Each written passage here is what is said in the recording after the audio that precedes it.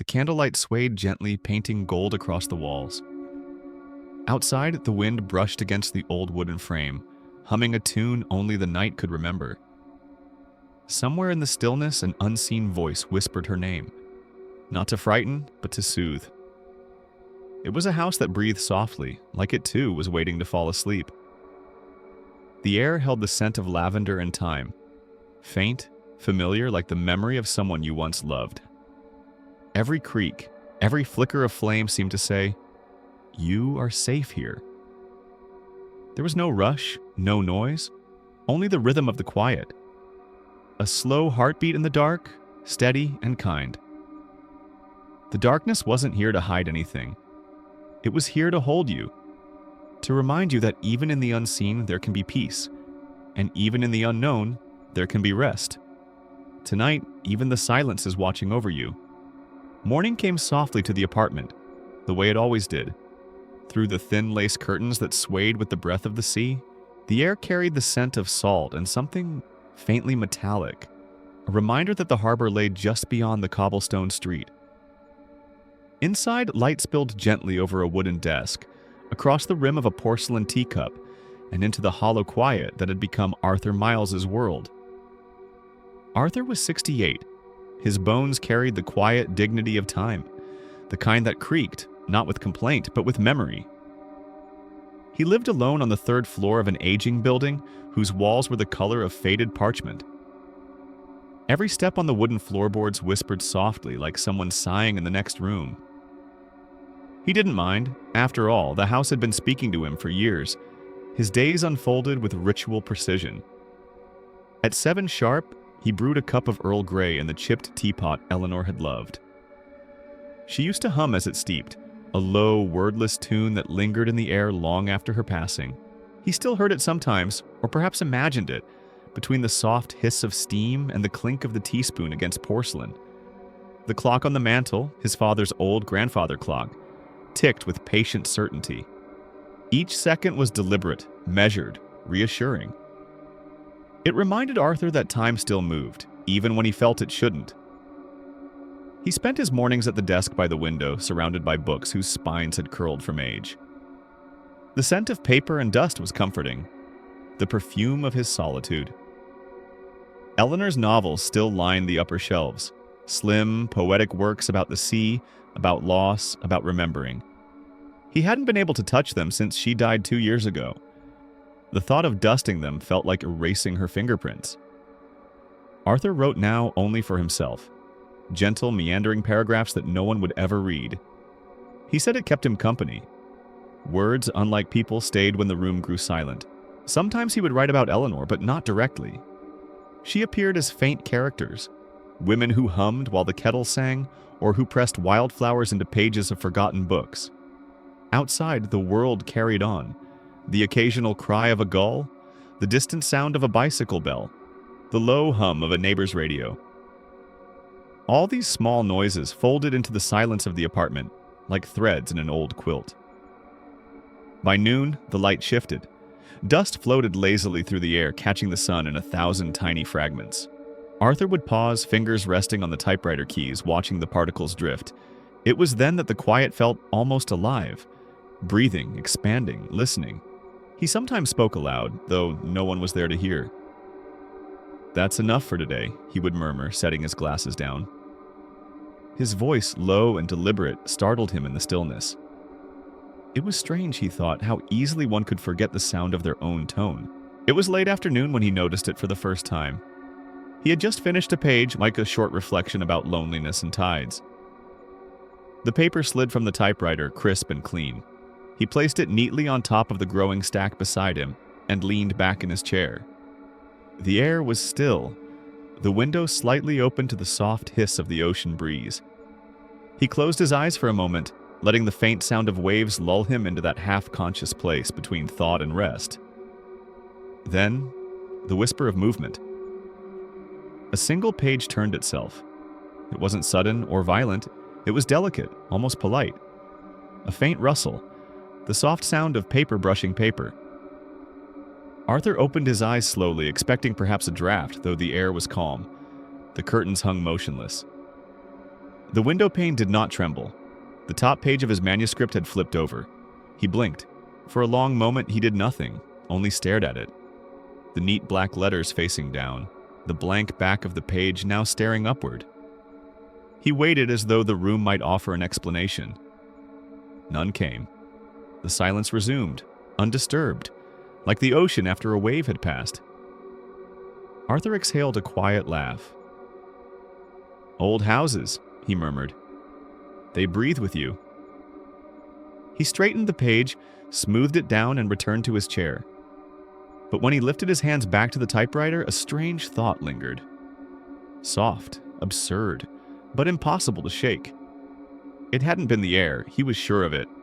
He'd felt something in that sound. Well, not wind, not chance, but intention. And yet, it didn't frighten him. If anything, it comforted him. Like an unseen hand reaching out, reminding him he wasn't entirely alone. He looked toward Eleanor's shelf. The afternoon light had dimmed, the edges of her books glowing amber in the fading sun. A warmth spread in his chest, slow and quiet. For the first time in months, Arthur felt something stirring. Not fear, not grief, but presence. He whispered almost tenderly, "Good afternoon, my love." And somewhere, deep within the hush of the apartment, a floorboard answered. One soft creak, as if someone had taken a single careful step. Night arrived, not with darkness, but with a kind of velvet quiet. The kind that softens the world until every small sound feels sacred. Arthur moved through his evening routine with the same care he had given his morning. He poured himself a modest glass of brandy, turned on the old brass lamp by his armchair, and let the amber light spill across the pages of his favorite book. The apartment was gentle tonight. The sea beyond the window sighed against the shore. The clock ticked its patient rhythm. Everything was in its place. Still, known, ordinary. He read aloud as he sometimes did, his voice low and deliberate. It made the room feel less empty, as though the words themselves filled the air with company. And in the silence between two heartbeats, he read softly, she felt the world listening. His tone echoed faintly, blending with the hum of the evening. But just as he paused to sip his drink, a faint scratch answered him. Small, almost timid, from somewhere behind the wall. Arthur froze. The sound was delicate, more like a fingertip brushing against wood than anything sharp. He waited. The sound stopped. After a moment, he chuckled to himself. "Old pipes," he murmured, his voice warm with self-assurance. "You creak like an old friend." He continued reading, slower this time. The room, she thought, was alive, not haunted but awake. And again, after the last word, a faint tap. Once, twice. Then silence. Arthur lowered the book slightly, his gaze drifting toward the far corner of the room where the shadows gathered near the radiator. The lamp's glow didn't quite reach that part of the wall, leaving it dim and uncertain. He waited for another sound, but none came. "Coincidence," he said softly. Yet even as he spoke, his breath felt heavier, as if the air itself had thickened. There was warmth now, not unpleasant, but close, as though the apartment had drawn a little nearer to him. He read again, this time loud enough to hear the confidence in his own voice. But once more, as his words faded, came that faint, rhythmic tap, perfectly timed with the silence that followed each sentence. Arthur stopped reading. The tapping stopped. He spoke aloud, experimentally. "Well then." Silence. He exhaled slowly, his lips curving into a half-smile. "You're a good listener," he whispered, glancing toward the shadows. "Eleanor always said I needed one." The curtains stirred, a soft ripple as though touched by a passing hand.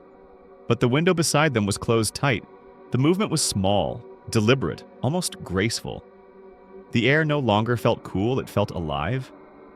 It pressed gently against his skin, warm and still, carrying the faint scent of rain, though no storm had come. Arthur rose carefully, the chair creaking as he did. His knees ached, and reminders of winter spent too long indoors. He crossed the room to the window and checked the latch. Locked. He pressed his palm against the glass. Cool. Unmoving. Behind him, the grandfather clock struck 8. Its sound seemed to linger longer than usual, each chime blending with the low hum of the walls. It wasn't unpleasant, it was strangely musical, like the room itself had learned to hum along. Arthur turned back to his desk, deciding perhaps a return to writing would steady him. He preferred the feel of keys under his fingers to the uncertainty of silence. He sat, aligned the papers, and set his reading glasses down beside the lamp. The manuscript he had worked on that afternoon lay waiting, the words crisp and clean on the top page. He reached for his typewriter ribbon to resume, when something caught his eye. A mark, small, black, curved like a stray thread of ink, at the bottom of the page. He leaned closer. It wasn't a smudge. It was a letter. Then another. His heart gave a slow, uncertain beat as he realized it was a word. Continue. Written neatly in unfamiliar handwriting. Arthur blinked, his pulse steady but slow. The room felt heavier now, not threatening but aware. He traced the edge of the page with his fingertip. The ink was dry, the letters too deliberate to be an accident. Someone or something had written it. He looked around, half expecting to catch sight of a movement. A curtain shifting, a shadow deepening. But the apartment was utterly still. Even the air seemed to hold its breath. Eleanor, he whispered, the name fragile on his tongue. The silence that followed wasn't empty. It was listening. Arthur leaned back in his chair. A soft laugh escaped him, not out of humor, but disbelief. I must be tired, he said, though his voice trembled slightly. I've gone and spooked myself. Yet when he glanced again at the page, the word was still there. Not imagined, not fading, waiting. Continue. He stared at it until the letters blurred. Then, with hands that trembled just slightly, he rolled a fresh sheet into the typewriter. The clock ticked. The air shifted. The curtain breathed. Arthur began to type. And somewhere deep within the walls, faint, rhythmic, patient, something began to listen. Morning came with a softness that felt almost reluctant, as if the sun hesitated before entering the apartment. Arthur woke to the gentle creak of wood beneath him, the sigh of the old building settling into another day. The air was pale with light, and for a moment, he wasn't sure if he had dreamed the word written on his page, or if it had truly been there. He rose slowly, stretching the stiffness from his shoulders, and crossed to the desk. The typewriter waited, quiet and still. The page from last night lay where he had left it. He touched the corner, half expecting the word to vanish in daylight. But there it was, unchanged. Continue. Arthur smiled faintly, a line of amusement softening his expression. So, he murmured, you have opinions, do you? The room did not answer, but a faint draft swept through the hall, carrying the scent of dust and something faintly floral, to lavender maybe, though there were no flowers in the apartment. He made tea as always. The kettle hissed like a whispering friend. The morning unfolded with its quiet rituals. The slow rhythm of the clock, the hum of the sea. Yet beneath it all, something subtle had changed. It wasn't noise or movement, but the feeling that the air itself had begun to breathe. As he sat back at his desk, Arthur noticed it more clearly. The faint expansion and contraction of the space around him. The walls seemed to pulse softly as though the house exhaled through its cracks. The curtains swayed, not with wind, but with rhythm. The rhythm of something alive. He didn't fear it. In truth, it felt almost natural. He set his pen down and spoke softly into the stillness. If someone's listening, you can stay. His voice carried through the apartment, steady and warm, finding no echo but leaving behind a feeling of acknowledgement. As if the space itself understood. Later that afternoon, Arthur resumed his reading. He chose a small volume of Eleanor's poetry, the one she had published the year before she passed. The book was thin, its cover soft with wear. Her handwriting on the title page. To Arthur, my favorite listener. He smiled as he began to read aloud. His voice filled the room like an old melody weaving through the corners and shadows. The tide retreats, the heart remains, anchored not in place, but in memory. The words settled over him like a blanket, and when he paused, there it was again. A soft rustle. A hush like a breath drawn close to his ear. Not cold, not ominous, just present. Arthur lowered the book, glancing toward the corner chair across from him. Eleanor's chair. It was still there, covered in faded linen, angled toward the window. For an instant, it seemed to hold shape. The faint impression of someone seated, calm and attentive. The light through the curtain caught that space in a way that made it shimmer like the outline of something unseen. He found himself speaking before he'd even realized. "You used to sit there," he said quietly. "When I read drafts out loud, you'd close your eyes and I'd pretend you were asleep." A floorboard answered, one slow creak beneath the chair. Arthur smiled. That night he made a choice. He set the book by the lamp, brewed his tea, and sat back down in his armchair. He turned off the clock, letting the silence stretch, long, uninterrupted, alive. Then he began to read aloud again. His voice was soft but certain, each word deliberate. The apartment listened. The curtains moved gently, though the window remained shut. The light from the lamp flickered once, briefly dimming, as though someone had leaned closer to hear. There was no fear in Arthur's heart, only warmth, deep and strange. He felt as though he'd stepped back into an older time, when evenings were made of stories and breath and quiet companionship. He read until his voice grew hoarse, then paused. "I suppose that's enough for now," he whispered. The silence that followed was kind. It wrapped around him like the touch of a familiar hand. Arthur closed his eyes, letting his head rest against the chair. The air moved softly, brushing against his cheek. A small, invisible gesture that felt almost like affection. In that dim light, with the sound of the sea folding in the distance, he could almost believe she was there. Not as a ghost, but as the echo of every word he'd ever spoken to her. He opened his eyes just once more, long enough to glance toward the opposite chair. The cushions sank slightly, only an inch or two, just enough to suggest weight. Arthur smiled, his voice barely more than breath. "Good night, Eleanor." And as the lamp flickered once more, a faint exhale passed through the apartment. Long, tender, content. The house was breathing again, and for the first time in years so was he. The first sound Arthur heard that night was not the creak of old wood, nor the sigh of the wind beneath the eaves, but the faint, deliberate tap of a typewriter key. One, then another, like raindrops striking glass, measured and soft. He froze mid-step. The candle flame on his desk quivered, stretching its thin light across the open pages of his unfinished manuscript. The room, for all its familiar clutter, now felt strangely alert, as if the air itself were holding its breath. Arthur leaned forward. The typewriter, his faithful old Remington, stood at the center of his writing table. Its keys moved gently, almost shyly, pressing themselves down without any visible hand. Letters appeared, one after another. The ribbon trembled as if alive. He should have been terrified, but he wasn't. There was something graceful in the motion, something deliberate and kind. The letters formed not random nonsense, but words, his words, rearranged, rephrased.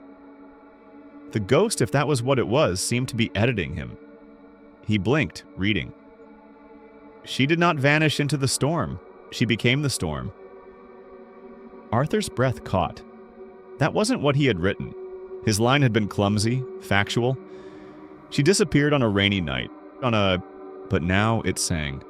The ghost had turned sorrow into poetry. He sank slowly into his chair, the candlelight trembling across his face. The sound of typing continued, undelicate, rhythmic, almost tender. Each stroke seemed to know exactly what needed changing, softening, refining. Harsh verbs became whispers. Sentences that once struck like stone now flowed like water. And as the words reshaped themselves, the entire room seemed to shift in tone. The air grew warmer. The old oak shelves cast gentler shadows. Even the smell of dust and ink turned faintly sweet, like fading lilacs. Arthur watched, spellbound. The typewriter was no longer a tool, it was a voice. "Who are you?" he whispered.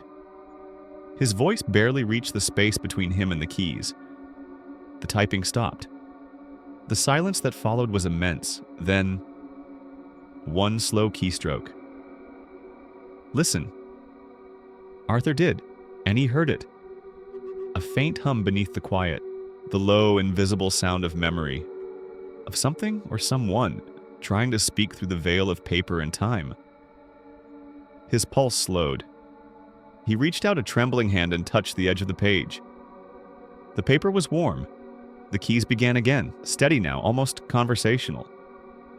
Not haunted, guided. Arthur's lips parted. Guided. That word struck deep. Because that was exactly how it felt. Not like a presence invading him, but a current moving gently beneath his thoughts, steering him toward beauty he could not find alone. He leaned closer. Why me?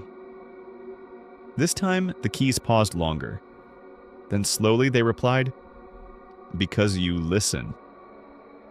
He smiled faintly, tears prickling the corners of his eyes. He wasn't sure why. Perhaps it was the loneliness of years pressing suddenly against his ribs. Perhaps it was the sound of a voice that did not speak with words but with care. For the first time in months, Arthur felt safe in his own silence. The candle flickered. Shadows swayed across the walls, not sharply, but as if dancing to some quiet rhythm. The ghost, whatever it was, continued to edit his words, softening every memory it touched. His grief, once sharp and loud, began to blur into something gentle, something he could bear. Then came the twist. Arthur turned a page and froze. The ghost was not writing new sentences now, but revising an old one, a line from the first chapter of his book, a line about his late wife, Alara. "She smiled at me for the last time in the rain." That had been his truth, the way he remembered it. But now, under invisible fingertips, the words changed. "She smiled after the rain had passed." Arthur's heart pounded. That was impossible. He had left her grave before dawn. He had never seen the storm clear. "No," he whispered, voice shaking. "That didn't happen." The typewriter replied, "It did." He stumbled back, his chair creaking. "Who are you?" The keys moved one last time. "You already know." And then, silence. The candle flickered out. In the dimness, Arthur could still see the faint glow of the ink, as if it carried a trace of light within. He touched the page. It pulsed once, softly like a heartbeat, and then went still. He sat there for a long time, surrounded by the quiet hum of the night. The air no longer felt empty. It felt full, like someone had just left the room but their warmth still lingered. Outside, the rain began to fall again, gentle and forgiving. And somewhere between one breath and the next, Arthur whispered her name. Not in grief this time, but in gratitude. Because for the first time since she was gone, her voice had returned. Not as a ghost to haunt him, but as a whisper to guide him. And in that soft, flickering room, the story began. Not as something he wrote, but as something that wrote him. Morning arrived shyly, brushing pale light against the curtains of Arthur's study. The typewriter sat motionless now, its keys resting like folded wings. The events of the night before felt almost dreamlike. So much so that for a brief moment he wondered if it had all been the echo of exhaustion. But then he saw it. An envelope lay quietly on the floor, half slipped beneath the door. Cream-colored, fragile, its edges slightly curled with age. The handwriting across it was elegant, slanted, deliberate, written in deep blue ink that had begun to fade. He stared at it for several seconds before reaching down. His hands trembled slightly as he turned it over. There was no return address, only his name. Arthur Wren. He hadn't received mail in years, not real mail. He broke the seal carefully, the paper whispering as it opened, and drew out a single sheet. The handwriting inside was the same, looping, graceful, old-fashioned. Dear Mr. Wren, your latest story moved me beyond words. I have read the scene with the storm thrice now, and each time I wept in silence. How you captured love after loss. It felt as though you wrote from my own heart. Thank you for giving voice to what I could never say aloud. With quiet admiration, Eleanor Hart, 1953. Arthur blinked. Once, twice, 1953. He read it again. The ink shimmered faintly as though touched by dew. The letter spoke of a story he hadn't yet finished. A story he had barely begun rewriting with the mysterious ghost's help the night before. His first thought was that someone was playing a trick on him, but the more he stared, the less likely that seemed. The paper itself felt different. Rough, fibrous, the kind used half a century ago. It even carried a faint scent of lavender and old wood smoke. He sat back, letter trembling in his hands. His chest felt suddenly full, not of fear, but of something warmer, deeper. The feeling of being read again. He had forgotten what that was like. The years had hollowed out that part of him. The part that once lived for the quiet exchange between writer and reader. Between the words he bled onto paper and the hearts that caught them. Now, holding that letter, he felt a pulse of recognition, like hearing an old song you thought was lost. He whispered the name aloud. Eleanor Hart. It didn't sound like a ghost's name. It sounded like someone gentle, real.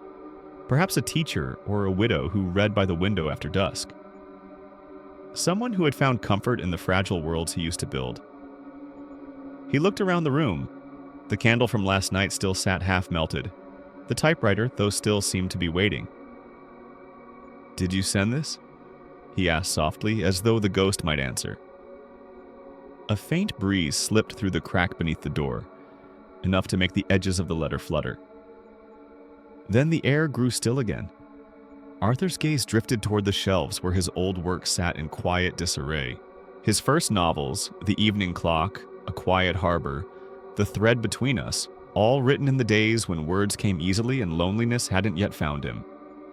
He could see himself then, younger, hungrier, sitting in this very room when it was brighter, when Alara would bring him tea at midnight and kiss his shoulder before he returned to the keys. Those were the years when readers wrote letters by hand, each one a bridge between hearts. He still remembered the thrill of receiving them, the rustle of envelopes, the smell of ink, the delicate folds that carried someone else's breath across miles. He remembered answering each one personally, a ritual of gratitude that tethered him to the world. And then one day the letter stopped. The world changed. People stopped writing. Publishers stopped calling.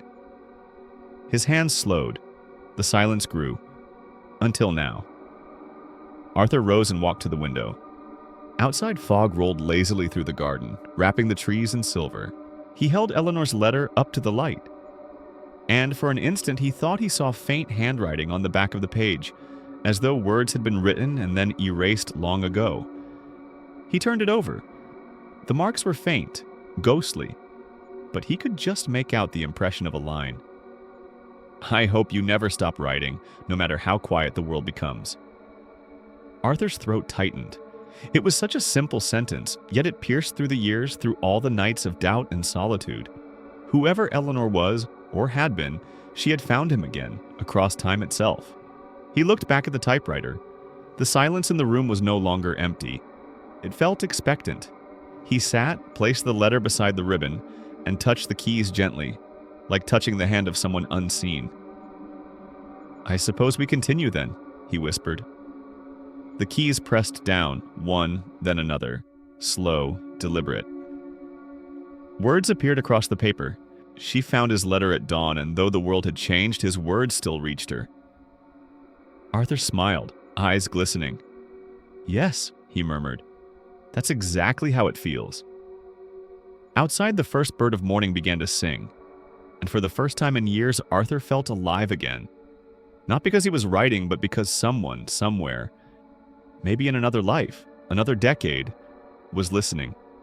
The fog thickened around the house, but the study glowed softly, filled with the quiet warmth of connection.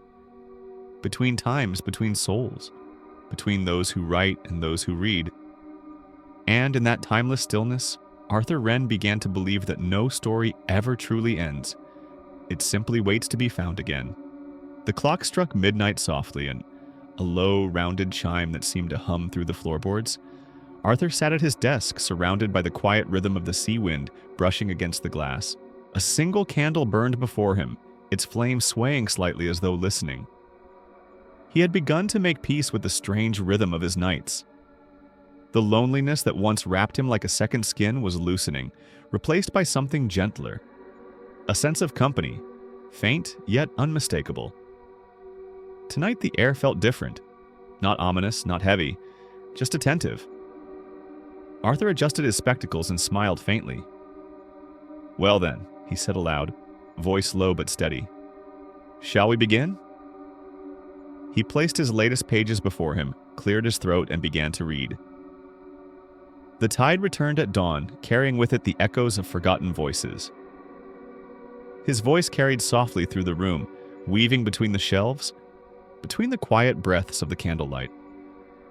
The apartment felt alive, the air warm, breathing with him. When he paused, the silence waited. A silence that wasn't empty but listening. He smiled.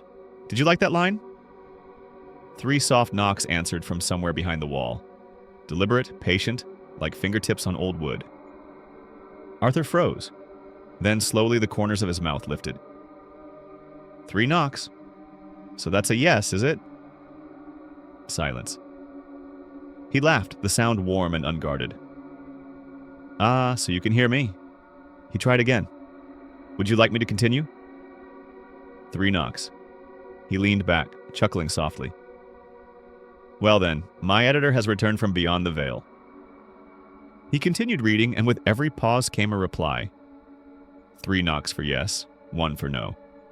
It became a rhythm, a quiet duet between life and something just beyond it. At one point he faltered mid-sentence, uncertain about a phrase. "Too sentimental, perhaps?" he asked. 1 knock. "Too restrained, then?" 3 knocks. Arthur laughed again, shaking his head.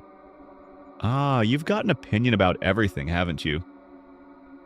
The candle flickered as though amused. The conversation went on, quiet but full as the night unfolded around them. The room felt smaller, cozier, a haven of whispers and warmth. The clock's ticking became almost musical, blending with the faint groans of the old apartment's bones.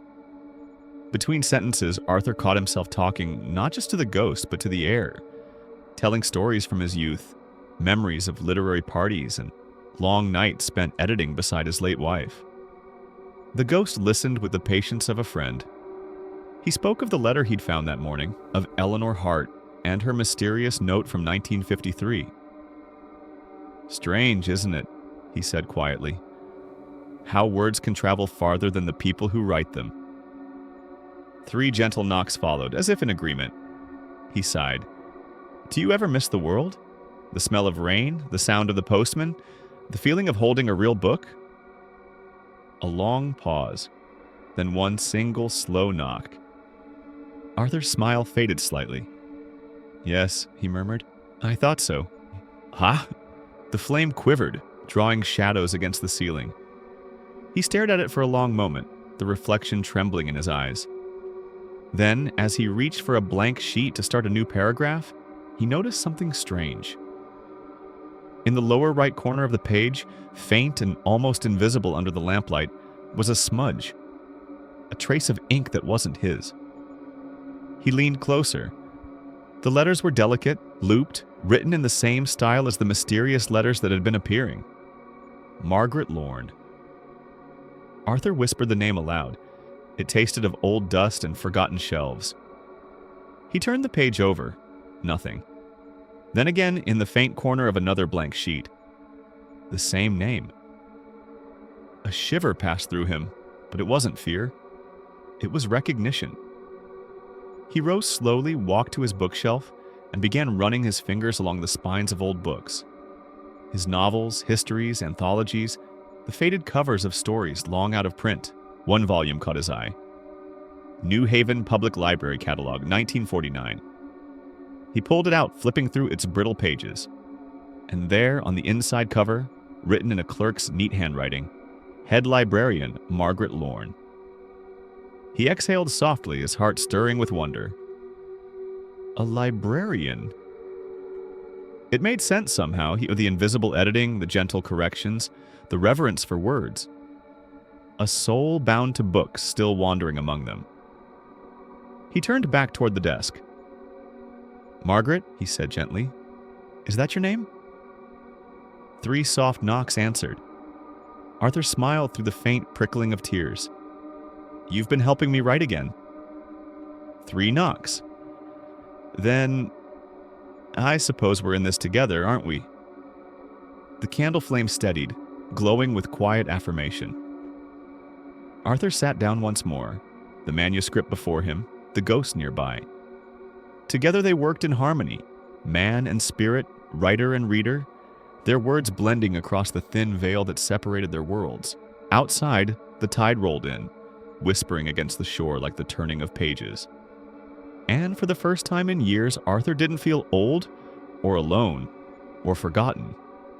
He simply felt accompanied by someone unseen, someone who understood the sacred silence between words. As dawn began to brush its pale fingers across the horizon, Arthur whispered, "Good night, Margaret." 3 gentle knocks answered, like a lullaby beneath the floorboards. And then the house exhaled, soft, steady, peaceful, as if both of them were finally breathing in the same world again. The next morning, a gentle drizzle swept across the coast, tracing ghostly fingers down the fogged window pane of Arthur's apartment.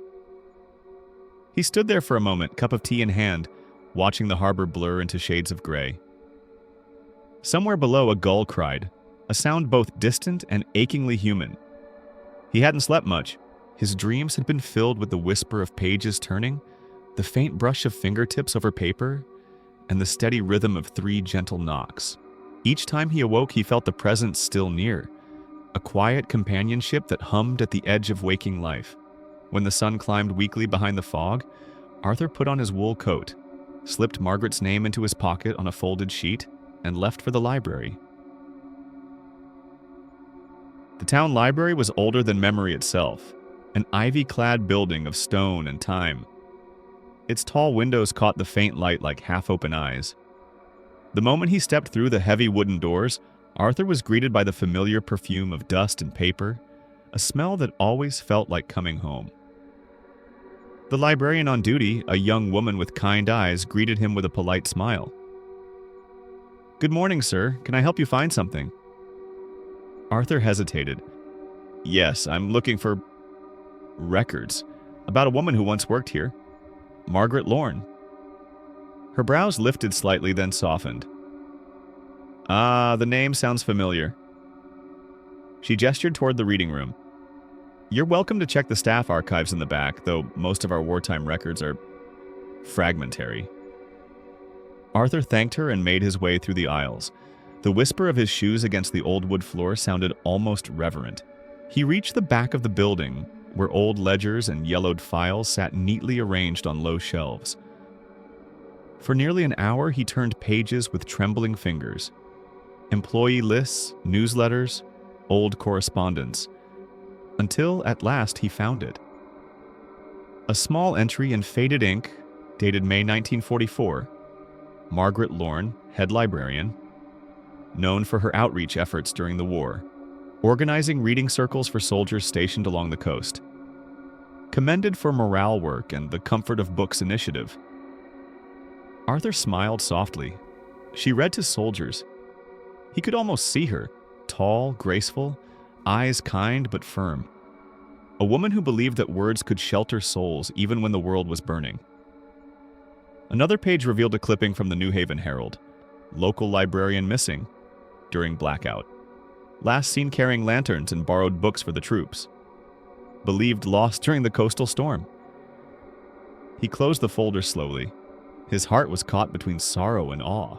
"She never left," he whispered. "She stayed with the stories." He wandered deeper into the archives, drawn by something, intuition perhaps, or the invisible thread of her memory. There was a corner shelf marked Withdrawn Titles, 1930s, 1950s. The books were weary, their spines faded to ghosts of color. One caught his eye. The Wind Between Us, his first published novel. He hadn't seen a copy in years.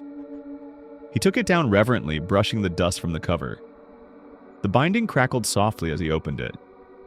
Inside the front cover, in neat, looping handwriting, were words that stopped his breath. For those who wait in silence. M.L. He ran his fingertips over the letters. The ink had faded, but the feeling had not. Margaret had touched this book. She had written her initials in it. She had carried it perhaps through nights of blackout, through the thunder of waves and distant sirens. Arthur sank into a nearby chair, the book open in his lap. The room around him seemed to blur, time folding softly in on itself. He imagined her voice in that long-ago library reading his words aloud to frightened soldiers, her lantern flickering, her tone calm and sure. He imagined her smile as they listened, the warmth she gave when the world outside was cold and uncertain. And then he imagined her final night, the storm, the darkness, the power gone. Her footsteps echoing in the empty corridors, a book clutched to her chest, her lantern dimming as the sea rose to swallow the light. Perhaps, he thought, she had never truly vanished. Perhaps she had simply found another kind of library, one built of echoes and air. Arthur closed the book carefully and whispered, "Margaret, you've been waiting for me, haven't you?" Somewhere, faintly from the far side of the quiet building, came the sound of 3 soft knocks. He didn't startle this time. Instead, he smiled. "I hear you," he murmured. The candlelight from the reading lamp seemed to waver slightly as though breathing with him. The silence that followed was deep and kind, the kind that only exists between two souls who understand each other without words. Arthur slipped the old book under his arm and made his way out of the library. As he stepped into the drizzle, a small, impossible warmth bloomed in his chest. He looked up toward the gray sky and whispered, "Then let's finish the story together." The rain seemed to soften at his words, falling not with sorrow, but with grace. The rain that had fallen all day turned into a soft mist by evening, veiling the harbor in pearl-gray silence. Arthur sat by his desk, the amber glow of a single lamp spilling gently across the typewriter keys. His fingers hovered above them, but his thoughts drifted elsewhere, toward the faint scent of lilac that had lingered since his visit to the library. He had convinced himself it was a trick of memory, a leftover perfume from some forgotten visitor, but now it seemed to follow him. When he passed the bookshelf where Eleanor's novels stood, the air felt warm as though someone had just walked by. And when he paused, there came that whisper again, barely audible, like breath pressed against the back of his neck. It wasn't frightening, it was familiar. He pressed a key. The typewriter answered with a sharp metallic click. Then another. The rhythm was soothing, steady, until the lamp flickered. Arthur froze. The bulb dimmed once, twice, then steadied. He exhaled, shaking his head. "Old wiring," he muttered. But when he resumed typing, the light held steady. When he stopped, it flickered again, almost impatiently. A faint smile tugged at his lips. "So you like when I read," he said softly to the room. "You want me to continue?" The silence swelled with warmth, like an unseen nod. That night, he dreamed of her. He didn't see her face, only the curve of a hand tracing the air above an open book, the hem of a pale dress drifting through candlelight, the scent of lilac blooming softly in the dark. There was no fear, only longing. When she reached for him, he felt not coldness, but calm. The deep, wordless calm of someone who has waited a long time to be remembered. He woke before dawn, heart steady, the echo of her presence lingering like a half-finished sentence. The typewriter sat where he had left it, bathed in the cool blue light of early morning.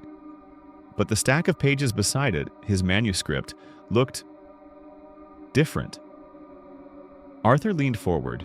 The top sheet was covered in handwriting not his own, It was delicate, looping, unmistakably feminine. He read, "You stopped writing before the ending." His pulse quickened. The ink was fresh, the letters smudged as if by a living hand. He turned another page. "Stories do not die. They wait for someone to remember how they end." Another. "Do you remember the seaside chapter? You left her walking alone." Arthur's throat tightened. He had indeed left that story unfinished. Eleanor had fallen ill then, and he'd never gone back to it. He could still picture the character standing on a pier at dusk, waiting for a ship that never came. "She knew," he whispered. "Margaret read it." He sat down slowly, hands trembling slightly, and began to read aloud what was on the page.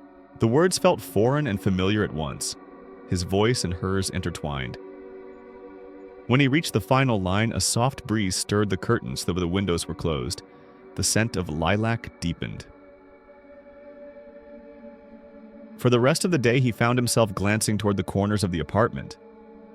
He swore the air shimmered faintly like heat over water. Once, when he passed the mirror in the hallway, he thought he saw the faint outline of another figure standing behind him. Translucent, patient, her head slightly bowed as though listening. He didn't turn. He simply said, "I know you're there." And the mirror remained still. As night fell, Arthur lit a candle instead of the lamp. He sat with the typewriter, its keys gleaming like tiny moons in the flame's soft light.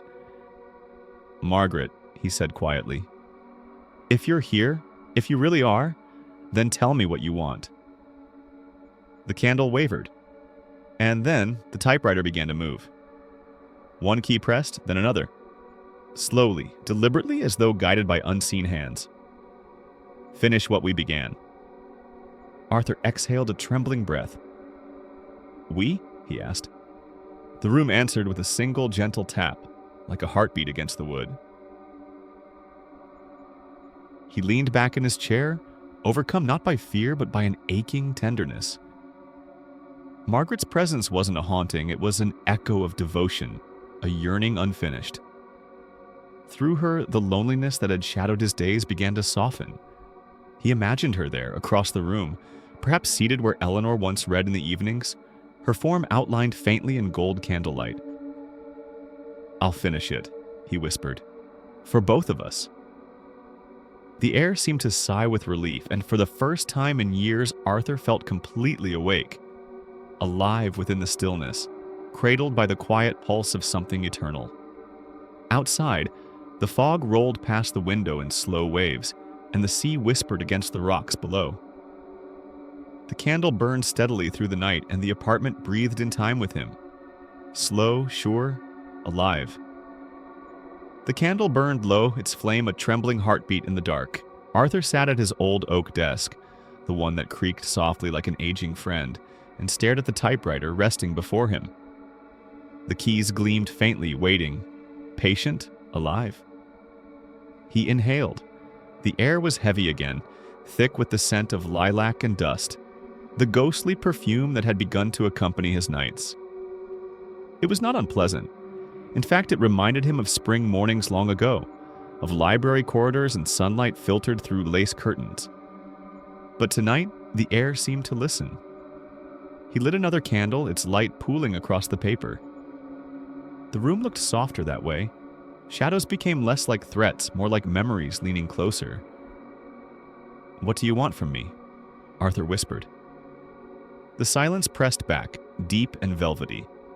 He could hear the faint ticking of the clock on the mantel, the slow crackle of the candle wick, and then a sound. Click! One typewriter key had pressed itself gently, as though testing the air. Arthur froze, watching. Another click followed, then another, forming slow, deliberate words across the paper. His breath caught as the machine spelled them out. A conclusion. He swallowed. His throat felt dry, fragile. A conclusion. To what? The keys hesitated, then began again, the rhythm careful and almost tender. To what was left unfinished. The air trembled slightly as though the room had exhaled after holding its breath too long. The lilac scent deepened. Or perhaps his mind filled it in, painting memory over air. Arthur leaned forward. His voice, though quiet, carried the ache of years spent talking to no one. "Margaret, is that you?" For a long moment, nothing. Only the candle flame dancing, small and defiant. Then, 3 soft taps against the table. "Yes." He smiled, though tears pricked his eyes. "You've been waiting all this time, haven't you?" Another pause. Then, tap, tap, tap. Arthur leaned back in his chair. His gaze softened as he looked toward the typewriter, as though seeing not a machine but a presence. Gentle, yearning, unfinished. He remembered reading about her disappearance, the librarian who vanished in 1944 during the war when London's lights went dark. A blackout, a bomb raid, and then nothing. Her name never spoken again, except in old newspaper columns, but here she was, still waiting, still reading. He looked down at the page again. "You want me to finish your story," he murmured. The typewriter did not move, but the flame flickered sharply. Once, twice, as if in agreement. Arthur reached for the page, running his fingertips over the faint ridges of the typed words. They were warm. That startled him. Paper was never warm. He thought about all the stories he had abandoned. Drafts half-written, endings left unresolved, lives he had created and then forgotten. Maybe ghosts were just echoes of stories that never found their closure. The candle guttered. Its light dipped low, and for a moment the entire room seemed to sigh. Arthur began to speak, his voice barely above a whisper. "Then let's finish it together." He rolled a new page into the typewriter. The keys trembled faintly as though eager. His fingers hovered above them and then, not knowing where the words came from, he began to type. Once there was a woman who believed stories could keep people alive. The keys joined in, moving faster now, echoing his rhythm. Words flowed as if from 2 hands instead of 1. The candlelight flickered in harmony with their pace. For the first time in years, Arthur felt the room breathe with him. Alive, purposeful, gentle. As the hours passed, dawn's faint light began to press at the edges of the curtains. The story was nearing its end, and he could feel her presence growing softer, lighter, like mist lifting off the sea. He whispered into the quiet, "Will you leave when it's done?" No taps answered, only the faint hum of morning air. He wrote the final line, a simple one. And when the story found its ending, she smiled and disappeared into the page. The typewriter stopped. The candle flickered once more, then stilled. Arthur looked around. The air was still warm, still kind. He wasn't alone anymore, not in the haunting way, but in the way that stories live with us. He smiled softly and whispered, "Good night, Margaret." The flame bowed low, as if returning the farewell, and the house exhaled. One last tender breath. The attic had always been a place Arthur avoided. Too many boxes, too much dust, and far too many echoes. Yet that morning, something pulled him upward. Perhaps it was the faint trace of lilac that drifted from beneath the door. Or perhaps it was the typewriter's last whisper, still ringing in his ears. A conclusion. He climbed the narrow staircase, the boards sighing under his weight. The light was weak there. Thin ribbons of dawn filtered through the small, round window, turning every dust mote into a drifting memory. He hesitated at the top, the silence of the attic stretching like a held breath. Then he saw it, a small wooden trunk pushed against the far wall. Its brass corners were dull with time, its leather straps cracked. But the sight of it stirred something familiar in him, a pulse of recognition. Arthur knelt beside it and brushed away the layer of dust. The lock had long rusted. A gentle tug was enough to open it. Inside, he found stacks of yellowed paper bound with brittle twine. His own handwriting stared back at him. Crooked, impatient, alive. Rejections, forgotten drafts, abandoned beginnings. He smiled faintly. Ah, the ghosts I made myself, he murmured. One bundle caught his attention, thicker than the rest, bound with a ribbon that had once been red. He untied it carefully, the paper trembling as though relieved to feel hands again. On the first page, in faded ink, were the words, "The Letters Between Us," by Arthur Hale and M.L. He frowned. M.L. The initials stirred a soft ache in his chest. He could not recall ever publishing anything with a co-author. Yet as he flipped through the pages, memories began to seep through. The faint image of correspondence during the war years, letters exchanged between himself and a librarian in Kent. Margaret Lorne. Her name came back to him like a long-lost melody. He remembered those letters now. The way she wrote about keeping the library open through the bombings, how she slipped his novels into soldiers' packs for courage. He had replied awkwardly at first, then with warmth, gratitude, something deeper he never dared to name. They had started drafting a story together, a simple idea born in the darkness of wartime. A soldier at the front and a librarian back home, exchanging letters filled with fragments of hope. It was meant to be fiction, but in every line their real words bled through. Arthur lifted one of the sheets, tracing his own ink with his thumb. Halfway down the page, the handwriting changed. Neater, lighter, unmistakably hers. Dearest Arthur, if the world ends tomorrow, promise me you'll finish the story. Some words deserve to survive even when we do not. The ink had faded almost to ghost gray, but the sentiment shone bright. Arthur closed his eyes, hearing her voice in his mind, one soft, firm like the turning of a library page. So she had been real. Not just a phantom of the house, not just a whisper from his typewriter. Margaret Lorne had existed, a woman of paper, of words, of light in the darkest nights. And somewhere, between the bombings and the silence, she had vanished. Arthur sat back on his heels, the manuscript heavy in his lap. His breath came slow, measured. The attic seemed to hum faintly around him, as if the walls themselves were aware of what he held.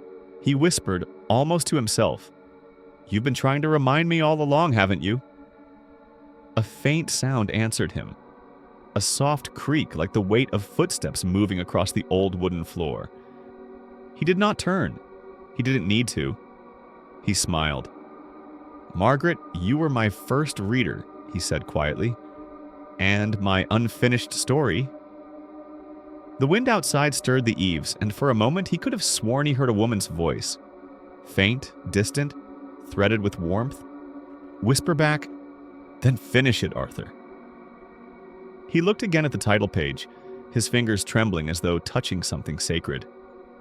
Beneath the faded ink of "The Letters Between Us," he noticed faint new words, written in delicate, unfamiliar script, as if they had appeared only moments ago. "I'm still reading." The candle in his hand flickered, though no breeze stirred. He closed the box gently, pressing his palm over it as if to thank it for remembering.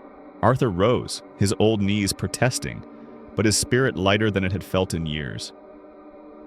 He carried the manuscript downstairs, each step echoing softly in the quiet house. As he reached his desk, the typewriter seemed to stir awake, a single key shifting, ready. He set the stack of papers beside it, smiled at the air that shimmered faintly before him, and whispered, "Let's finish what we started." The house had grown quieter since Arthur brought the manuscript down from the attic, but it was not an empty quiet. It was attentive, a hush that waited, that listened. He sat at his desk that evening, a candle flickering in its glass holder. The flame wavered as though it breathed in time with him.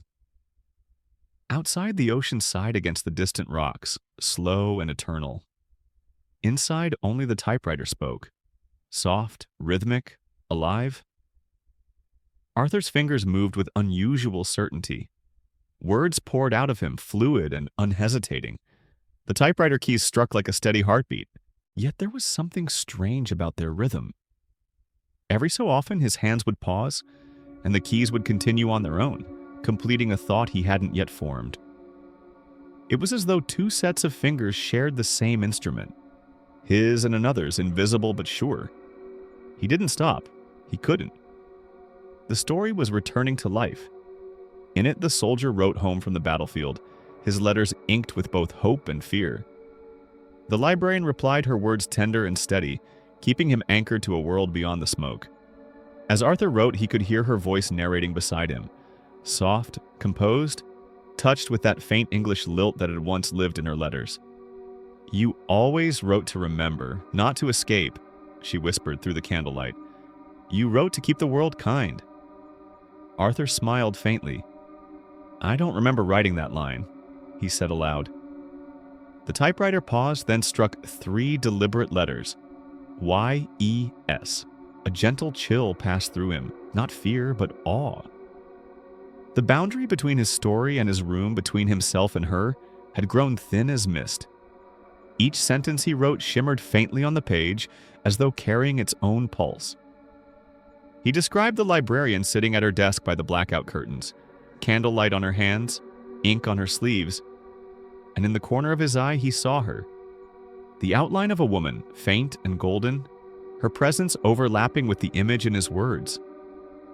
He blinked, and she vanished, but the air still smelled faintly of lilac and paper. Arthur leaned closer to the typewriter. "Is it you writing through me, Margaret? Or am I writing you back into existence?" The candle hissed. Then a whisper, and so close it could have been his own breath, turned against him. "Both." He sat very still. The flame swayed but did not go out. He could feel warmth radiating from the chair across from him. The same chair that had once seemed so painfully empty. Now it seemed occupied. He looked at the page he had just written. The story had moved far beyond what he remembered. The soldier's final letter, unfinished in the original draft, was now completed. "If I don't return," the letter read, "promise me you'll finish reading what we began." Arthur's eyes stung. His throat tightened. He whispered, "You kept your promise, didn't you?" The typewriter clacked once, and the sound like a heartbeat echoing through the room. He kept writing. Hours passed unnoticed. Words became images. Moonlight across the floorboards, the hum of the sea, the faint smell of her perfume. The story unfolded as if guided by unseen hands. His sentences grew gentler, more alive.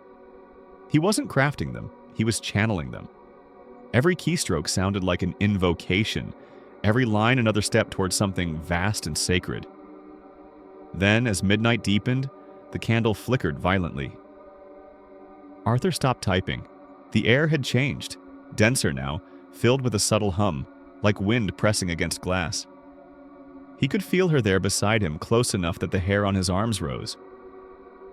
"Margaret," he whispered, "what happens when the story ends?" For a moment there was silence, soft, infinite. Then, in that hush, he heard her voice, clear as breath against his ear. "When it's done," she said, "I'll rest." The flame steadied. The typewriter stopped moving. Arthur sat frozen, the echo of her words folding gently into the stillness of the room. He looked down at the final page, trembling slightly. There, below the last line he'd written, a single new sentence had appeared. Elegant, looping, unmistakably hers. "Every story that is finished lets someone sleep." Arthur pressed his hand over the words, tears gathering in the corners of his eyes. For the first time in years, he felt completely awake and utterly at peace. He leaned back, eyes on the ceiling, whispering softly, "Then let's make sure you rest, Margaret." Outside, the wind softened. The house exhaled. And the typewriter waited, silent, patient, ready for the final chapter. The night arrived heavy with clouds, a restless darkness pressing close against the glass. Arthur had always loved the sound of rain, that steady percussion of the world washing itself clean. But tonight it came with a certain weight, a quiet promise that something was about to end. Wind scraped its voice across the old apartment walls. The sea, just beyond the horizon, howled and crashed like a living thing. Arthur sat at his desk, wrapped in a shawl, the candle's flame bending low, as if in reverence to the coming storm. The typewriter waited in front of him, keys faintly gleaming in the soft light. The air smelled of wax and salt. He could feel the atmosphere vibrating, and as though the entire house was holding its breath. He began to type.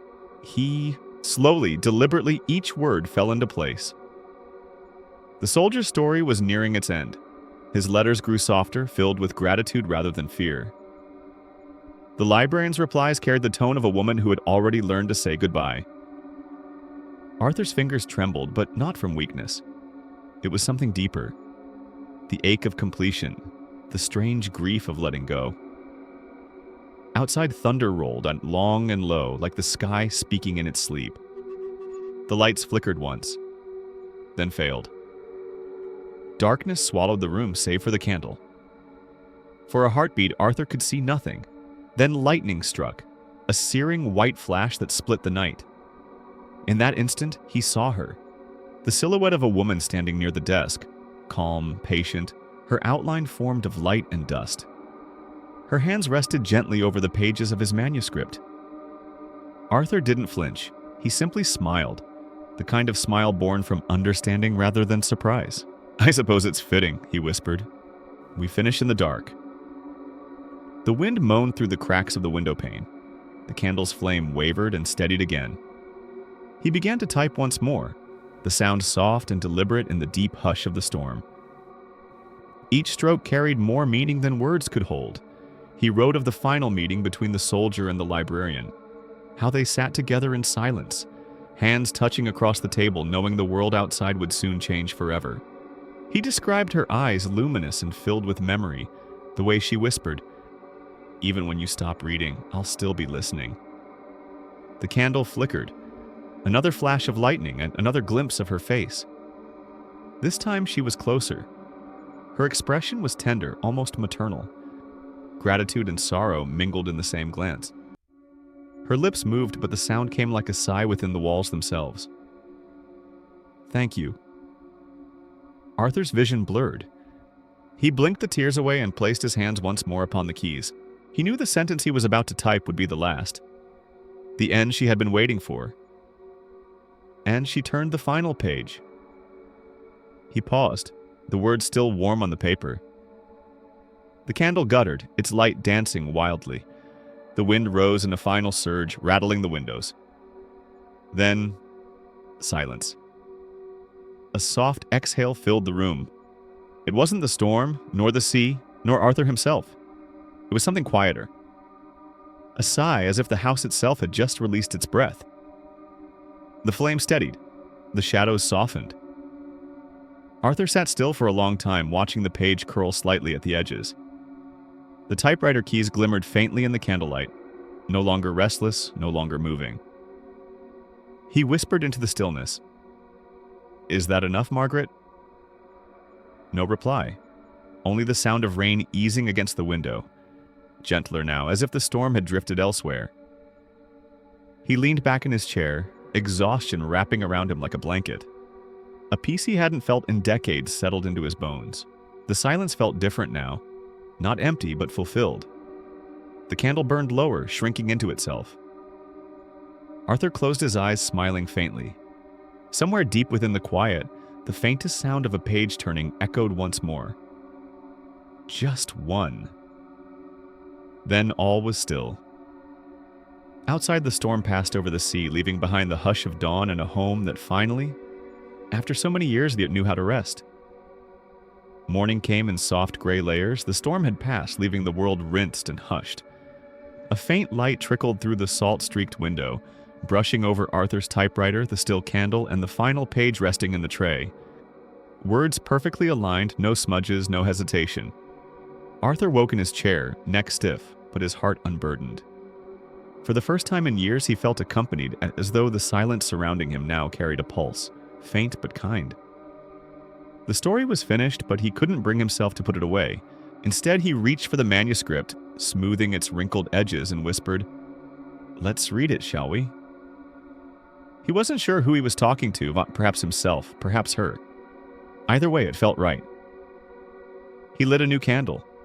The flame rose tall and steady. Then, with a slow inhale, he began to read aloud. His voice, though raspy with age, filled the small apartment with a gentle rhythm. The sound carried into the corners, brushing softly against the bookshelves, the curtains, the framed photographs that lined the walls. The typewriter gleamed in the candlelight as if listening. There was something different about reading aloud this time. The air no longer felt thick or haunted. It was warm, almost affectionate, like a room that remembered being loved. Arthur's words rolled softly. And though the night was long, she kept her light small and sure in the window. A faint breeze stirred, though no window was open. The flame quivered not in fear, but in recognition. Arthur smiled, continuing. As he read, he imagined her, Margaret, sitting in her favorite chair again, hands folded neatly in her lap, listening with that quiet grace only a librarian could have. The rhythm of his breathing aligned with the pulse of the room. The walls seemed to expand and exhale. Each word, once merely ink and paper, became something alive, a bridge between memory and presence. He paused, eyes blurring with emotion. "I hope you like how it ends," he whispered. For a long moment there was only silence. Then a soft rustle, a page turning itself. Arthur froze. The movement was slow, deliberate, unmistakably gentle. A smile spread across his face, a trembling mixture of awe and gratitude. "You still want to know what happens next, don't you?" He laughed, a quiet, breathless sound that carried years of solitude breaking apart. Night after night, he returned to this ritual. At 7 sharp, he would make tea. Chamomile, the scent drifting through the apartment. He'd light the same candle, place the manuscript before him, and begin to read. The act became sacred, a kind of shared devotion. The house would settle into listening. Even the old clock seemed to tick in rhythm with his words. The shadows along the wall stayed soft, unmoving, as if to avoid disturbing the moment.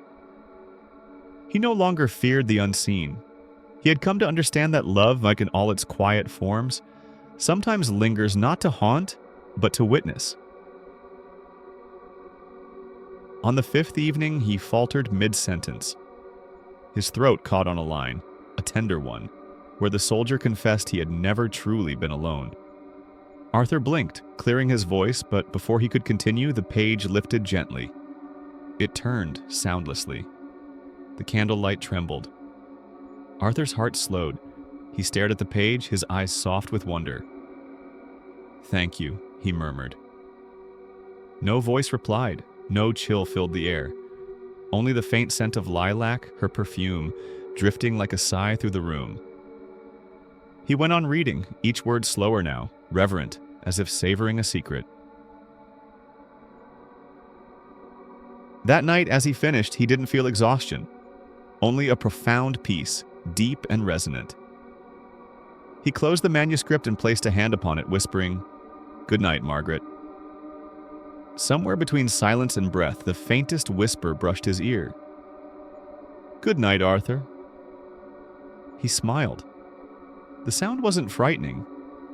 It was familiar, like the turning of a final page. The candle burned low, its flame leaning toward him, steady and kind. And as Arthur drifted toward sleep in that quiet apartment, the listeners, unseen, scattered across the world, perhaps even those who would one day hear his story aloud, could almost feel it too. A presence that wasn't gone, a voice that didn't end, a love that lingered in the act of listening.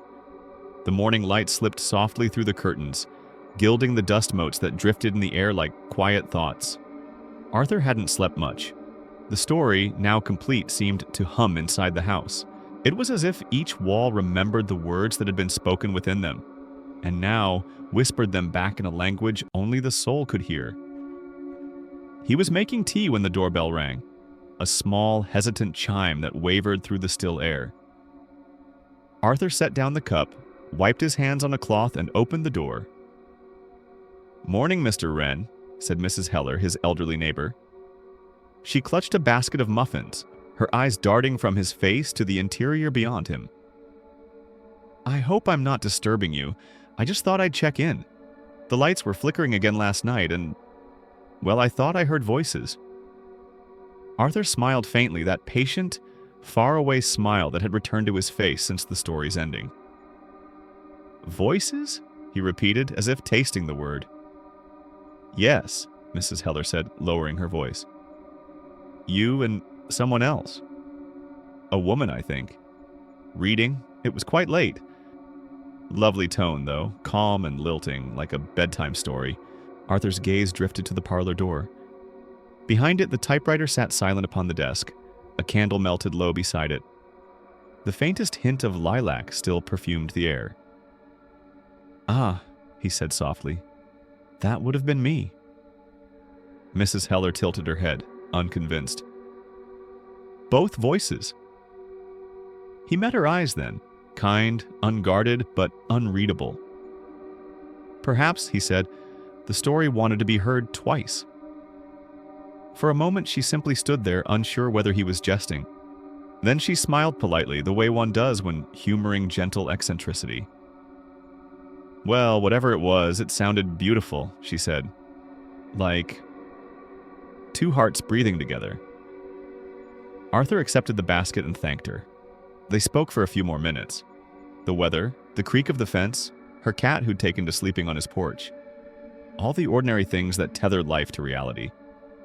Yet through it all, Mrs. Heller felt something odd beneath the surface of their exchange. There was a stillness about Arthur's house, but not an empty one. It was a stillness filled with listening, as though the air itself were waiting for the next word to be spoken. When she turned to leave, she paused in the doorway. Your home smells lovely, she said lightly. Lilacs. My mother used to keep a vase of them on her piano. Arthur looked down at the basket in his hands, then back at her. I don't keep flowers, he murmured. She blinked. The fragrance was unmistakable. Gentle, nostalgic, as if carried on memory itself. It drifted past her like a sigh. Strange, she said, her brow furrowing. Not so strange, Arthur replied softly. Some scents linger longer than lives. When she finally left, stepping into the gold of late morning, she carried with her an uneasy peace. The house behind her seemed to exhale. Through the half-open window, she thought she heard a faint sound. The turning of a page and a low murmur of words read aloud. Arthur returned to his chair by the fire, setting the muffins aside. The manuscript lay open on the desk, the candle unlit. You were right, he whispered. Stories are meant to be shared. For a moment, nothing stirred. Then the curtains trembled gently, though the air was still. A whisper brushed against his ear, not quite sound, not quite silence. I was never gone. Arthur closed his eyes, the faintest smile on his lips.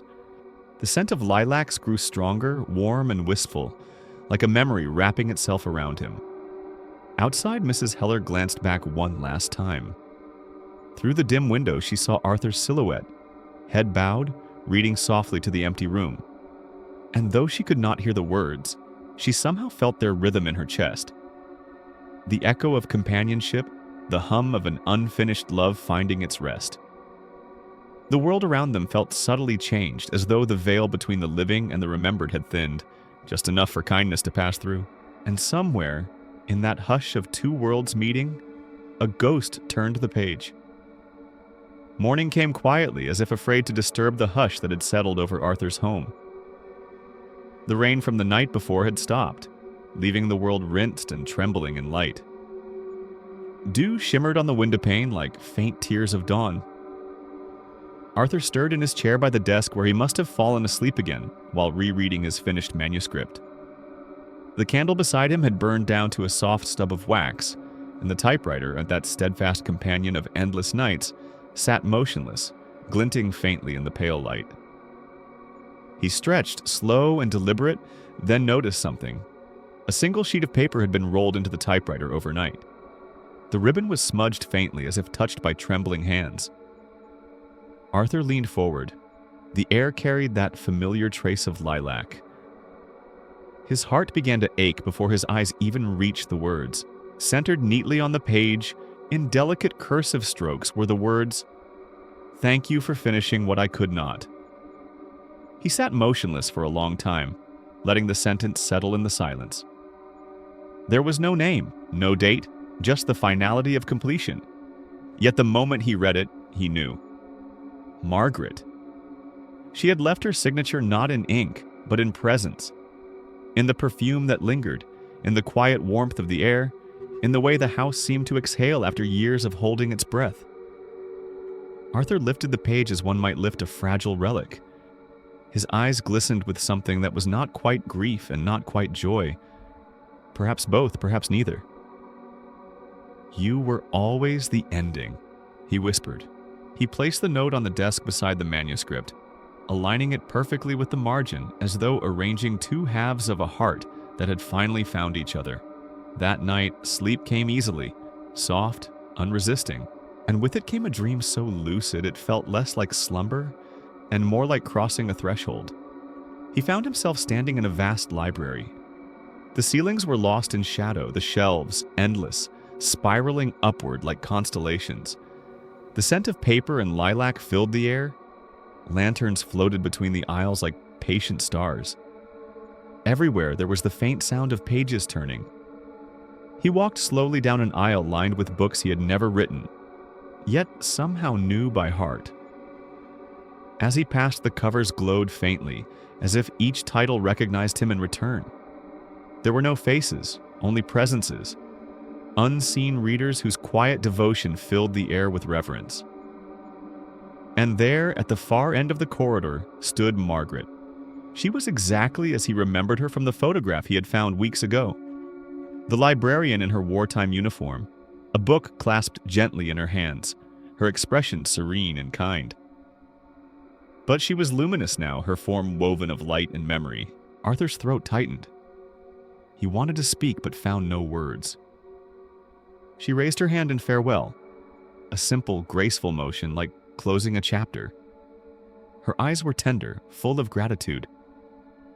For a moment, the silence between them felt vast enough to hold every unfinished story, every forgotten page. And then she smiled, that soft, knowing smile that seemed to say, "You did it. You carried the words home." The dream began to fade. The library's glow dimmed to the hush of dawn. Arthur woke with tears drying gently on his cheeks. The candle was cold. The air was still. Yet something in the room had changed. Lighter, quieter, whole. He rose, approached the mirror by the desk to wash his face. And there, just for an instant, he saw her. Margaret's reflection stood behind him, smiling faintly, eyes full of peace. She raised her hand in that same farewell gesture, her outline shimmering softly like the echo of a memory too gentle to vanish completely. Arthur turned quickly, but the room was empty. Only the faint scent of lilacs lingered. He looked back at the mirror. His own reflection stared at him now, weary but content. Yet in the corner of the glass, her shadow still lingered, a delicate silhouette of grace, watching, listening. Arthur smiled. "Goodbye, my friend," he whispered, "and thank you for reading." The mirror flickered once, then steadied, showing only his face and the morning light spilling softly through the window. Outside, the world moved on, the sound of a passing bird, the sigh of wind through trees. But within the quiet of that little room, something eternal had been written. Not on paper, but on the soul of a man who had learned that even ghosts only wish to be remembered. And for the first time in many years, Arthur felt no loneliness at all. The night welcomed Arthur like a familiar melody, one he had forgotten he once knew by heart. Sleep came not as a descent, but as a gentle crossing, as if his weary thoughts had simply walked through an open doorway into another world. He found himself standing in a corridor of impossible length. The air shimmered with golden dust, and every breath carried the faint scent of parchment and lavender. Walls stretched upward into shadows, lined with books that whispered softly, their voices blending into a slow, rhythmic lullaby. Each page turned of its own accord, sighing as if relieved to be read again. The sound was like waves against the shore, calm, eternal, endlessly familiar. Arthur began to walk. His footsteps made no sound, yet the floor beneath him pulsed faintly, alive with memory. Titles glowed on the spines of books he had never written. The Window That Watched, Letters from the Quiet Sea, The Man Who Dreamed of Ink. Each one called to him with a strange tenderness, as though they had been waiting for him to return. The deeper he went, the softer the world became. The ceiling dissolved into drifting light. He could feel the weight of silence pressing gently against him, not as emptiness but as comfort. A silence that listened back. Somewhere far ahead, a voice began to read. It was low and soothing, the kind of voice meant for nights by the fire. Then another joined it, and another. Soon, 1,000 murmurs filled the corridor. The sound of his own words, his unfinished stories, being spoken aloud by unseen readers. Arthur stopped, overwhelmed. Every story he had abandoned, every fragment left incomplete, had found a voice here. They were being read, lovingly without judgment, as if the act of being heard was enough to make them whole. He placed a hand on one of the shelves, feeling a heartbeat beneath the wood. "So, this is where they go," he whispered. "All the words we leave behind." A soft light began to bloom at the far end of the corridor. The whispering pages grew quieter, like an audience turning towards something sacred. Arthur followed the glow, each step lighter than the last. The corridor widened into a grand circular hall, a cathedral of books. Candles floated in the air, casting ripples of warm light. In the center stood a long oak table, and seated at it were two figures. At first, they were silhouettes against the radiance. Then the light adjusted, and Arthur's breath caught in his chest. Eleanor, she was exactly as he remembered. Silver hair tucked behind her ear, a soft shawl draped across her shoulders. Her presence glowed with the serenity that only comes after pain has ended. She was reading aloud from one of his old novels, her lips moving with that gentle rhythm he used to listen to when sleep refused him. Beside her sat Margaret, the librarian. Her translucent hands rested on an open book, her eyes warm and knowing. When she looked up and met his gaze, the air between them seemed to hum. Recognition without surprise, as if she had been expecting him all along. Arthur stood frozen at the threshold. The sight was too beautiful to approach, too fragile to disturb. Eleanor turned a page, and her eyes lifted to him. She smiled. Not the smile of farewell this time, but of homecoming.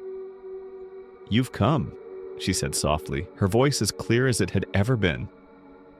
"I didn't mean to," he managed to say, though his throat trembled.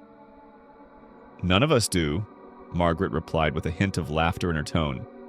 "But stories have their own ways of guiding us."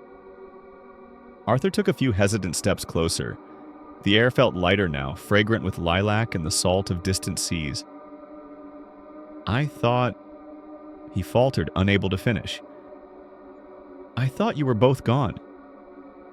Eleanor closed the book gently. "Gone, my love?" "No, we're just in the quiet part of the story." Margaret nodded. "Where every ending becomes a whisper, and every whisper becomes a dream." Arthur looked around the vast library, the flickering light, the endless shelves, the peaceful murmur of unseen readers. It felt less like a dream and more like the truest version of reality, the one hidden behind the noise of waking life. He approached the table. Margaret gestured to a chair. "You've still got ink on your fingers," she said softly, smiling. "Sit. You're one of us now." He did. The chair felt solid beneath him, yet light as if made of air. Eleanor reached across the table and took his hand. Warm, steady, real. The touch undid something inside him that had been knotted for years. For a long time they simply sat there, surrounded by the quiet music of turning pages. Arthur spoke at last. "Is this forever?" Eleanor's eyes glowed like candlelight reflected in glass. "Forever isn't a place, Arthur. It's the story we keep telling." And as she spoke, Margaret began to read again. Her voice slow and tender, carrying words Arthur didn't recognize but somehow understood. The shelves around them pulsed gently, alive with rhythm. The whole library seemed to breathe with them. Arthur closed his eyes. He listened. Each word drifted through him like a note in a lullaby, the kind that carried no fear, only peace. The sound of the pages, the rustle of their voices, the heartbeat of 1,000 unread stories all wove together into something infinite, something kind. When he opened his eyes again, he realized the corridor had faded. The books were dissolving into light. Only the two women remained, radiant and calm, still reading, their voices echoing softly as the dream folded into sleep. And in that gentle twilight between worlds, Arthur smiled. Not as a man waking, nor as a soul departing, but as a writer finally being read. The soft glow of the library began to dim, not with darkness, but with a gentle fading, as if the light itself was preparing to sleep. Arthur sat between Eleanor and Margaret, his heart quiet, his breath steady. For the first time in many years, he felt no weight of time, only stillness. Eleanor's hand remained over his. Her touch was warm, though made of memory. "Arthur," she said softly, her voice like the whisper of a turning page. "Do you know what happens when you write?" He smiled faintly, the answer half a sigh. "I used to think it was just habit, a way to keep my mind from gathering dust." Margaret's gaze met his, serene, eternal. "No," she said gently, her tone almost playful. "Every word you've ever written gives us a moment of life." Arthur blinked, unsure if he had heard her correctly. "Life?" She nodded. "You think words end on the page, but they don't. Every story you finish, every sentence you whisper into the night, it becomes a breath, a spark. We live in those spaces, between ink and silence." Eleanor's eyes glimmered like morning light reflected on water. "You kept us alive, Arthur, even when you thought you were alone." Her words sank deep into him like warm rain into dry soil. He looked down at his hands, still trembling, still stained faintly with ink, and realized how many times they had reached for a pen not out of ambition, but out of love. It had never been about publication or praise or readers he would never meet. It had been about her, about them, about the quiet communion that writing always gave him, that sense that someone unseen was listening. The realization arrived softly, like a candle being lit in the dark. His life's purpose had never been to create stories that lasted forever. It was to create moments, small, flickering moments that connected hearts across the impossible distances of time, life, and death. He looked at Eleanor, tears pressing against the corners of his eyes. "Then I wasn't just writing for myself." She shook her head, smiling. "You never were." A silence followed, but it wasn't empty. It was full of understanding, of love, of all the unspoken words between them. The books around them pulsed faintly, as though breathing in time with the three of them. The air smelled of lilac and old paper, of endings, but gentle ones. Margaret leaned forward, resting her hand on one of the glowing books. "You've done more than finish my story, Arthur. You gave it a home." He felt something stir in his chest, not fear, not grief, but peace. "And now?" he asked quietly. "What happens now?" Both women exchanged a glance, one that needed no words. Then Eleanor spoke, her voice lower, melodic, the tone of someone reading a final line aloud. "Now," she said, "you rest when the story is ready." Arthur smiled faintly, shaking his head. "Writers never rest, not really." "Then write one more," she said, her tone soft but certain. "Write one more, then rest." The phrase hung in the air like a benediction. Write one more, then rest. It felt less like an instruction and more like a promise. A closing line to the long, quiet poem that had been his life. The dream around him began to blur, the light of the library dissolving into soft silver mist. He could still see them. Eleanor's calm smile, Margaret's gentle eyes, both fading like candlelight at dawn. He wanted to reach out, to hold them both, to tell them everything he'd never said, but his hand met only air. And yet, it wasn't sad. There was a completeness to it, a knowing that what they shared did not require touch or form. As the dream thinned into light, he heard Eleanor's voice one last time, clear and tender. "Remember, Arthur, Every word is a doorway. Leave them open for those who come after. The words wrapped around him like a blanket. The endless corridor of books dimmed, the whispers of pages slowing until only one light remained. The soft golden flicker of his own candle, burning on the desk beside his bed. Arthur awoke with dawn pressing against the curtains. The typewriter sat before him, a single page rolled inside. The last line read, "Write one more, then rest." He touched the keys, smiling through tears. Outside, the world was quiet, and the kind of quiet that listens. And as the sea murmured in the distance, Arthur began to type.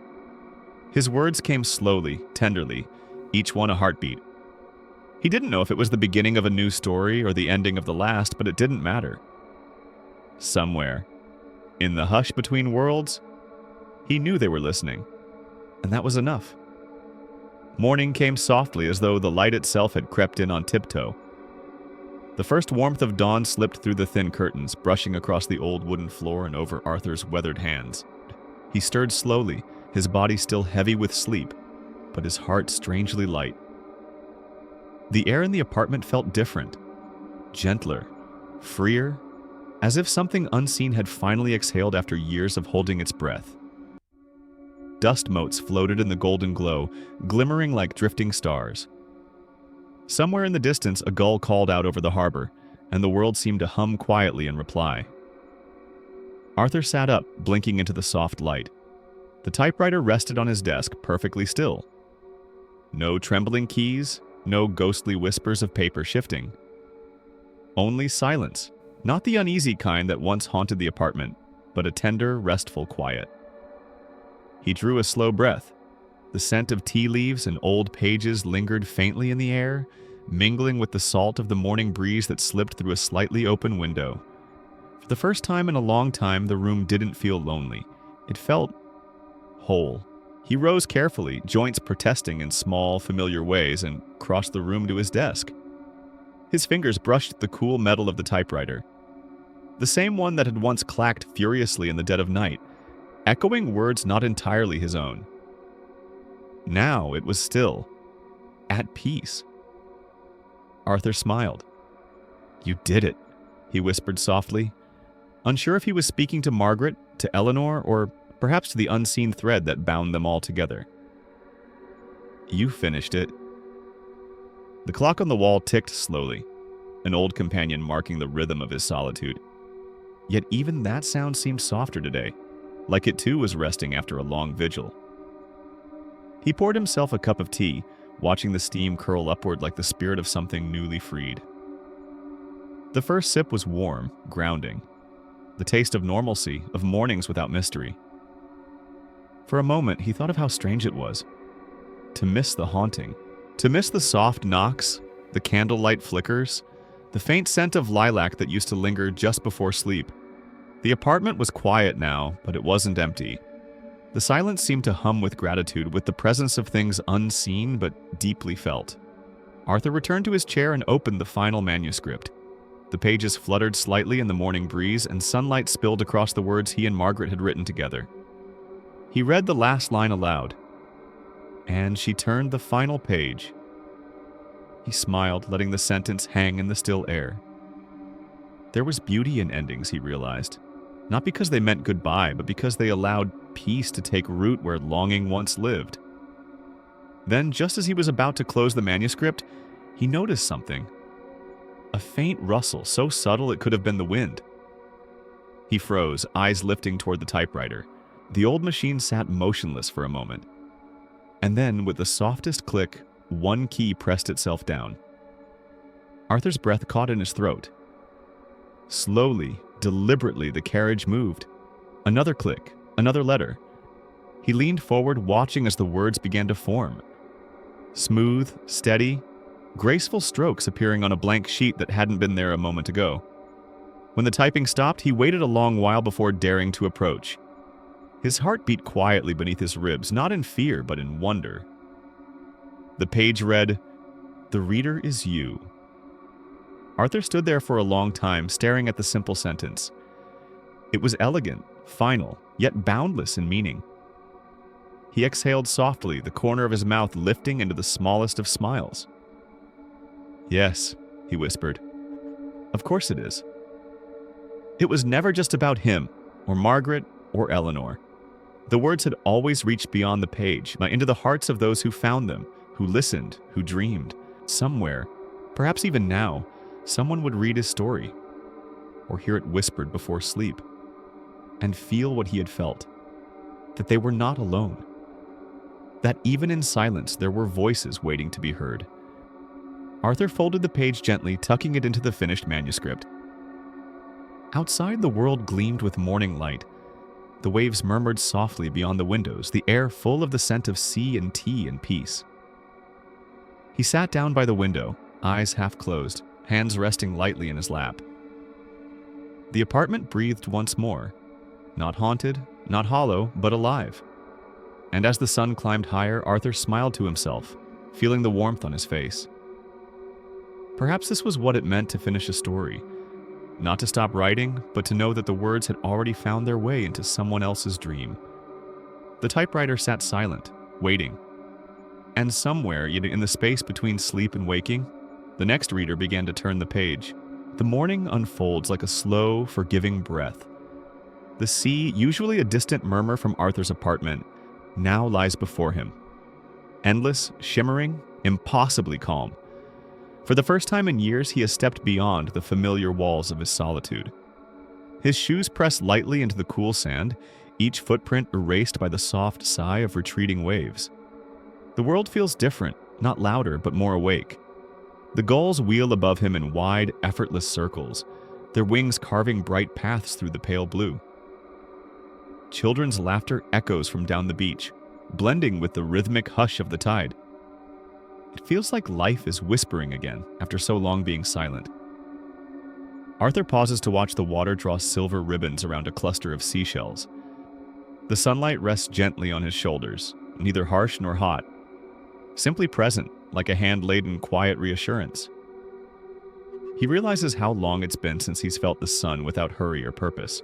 The days before had all been filled with writing, with ghosts, with the invisible weight of stories unfinished. But now everything breathes. Even he breathes differently, slower, deeper, without the tremor of longing that used to haunt each inhale. The seagulls cry out again, a scattered choir above the waves. Arthur smiles faintly. Their sound reminds him of the rustle of paper, of pages turning in some enormous book only the sea could read. He closes his eyes, and for a moment he almost hears her. That soft, knowing voice that once guided his hands on the keys. But instead of sorrow, there's a warmth in it now, a fullness that feels like gratitude. He walks along the shoreline, his gaze tracing the meeting point between land and water. The perpetual boundary where things touch and part. That's what stories were, he thinks. Boundaries that blur, then fade. A writer meets a reader. The living meet the gone. Somewhere in between, a spark happens, a kind of quiet magic. Kind. The air carries the faint scent of salt and lilacs. Impossible, yet familiar. He stops, heart catching. The lilacs. Always her scent, her silent calling card. He turns gently toward the wind, half expecting to see her figure shimmering in the distance, half knowing she will not be there. Only the sea unending. Only the sun unblinking.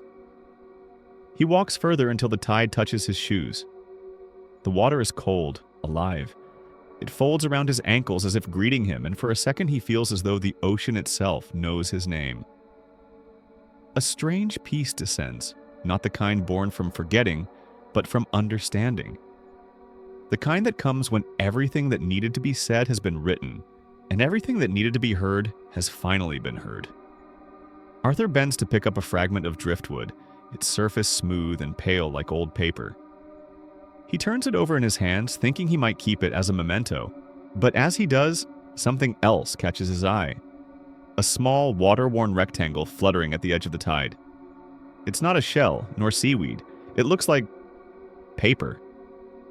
He crouches down, reaching carefully before the next wave can claim it. The texture is soft, fragile, but still whole. He wipes away the salt water and blinks, his breath catching in disbelief. It's a library card, the ink faint but legible. The logo of the old city library stamped across the top, a place that closed years ago, the same one where Margaret Lorne used to work. And below it, written in elegant, looping cursive, Margaret Lorne. His fingers tremble as he holds it up to the light. The name seems to glow faintly in the morning sun. A signature of presence, not haunting, but farewell. A whisper across the veil of endings. He lets out a slow, uneven laugh, the kind that comes when disbelief and gratitude meet in the same breath. The waves roll forward again, brushing his shoes as if urging him to let go. Arthur presses the damp card to his chest for a long moment, eyes closed. The wind lifts slightly, scattering light across the surface of the water. Somewhere within that shimmer, he imagines a reflection, not of himself, but of her, smiling softly, eyes bright as if to say, "You finished it." When he opens his eyes again, the tide has drawn away, leaving behind smooth sand and silence. He looks out at the horizon, wide, luminous, forgiving, and for the first time in his life, Arthur doesn't think about what to write next. He simply watches.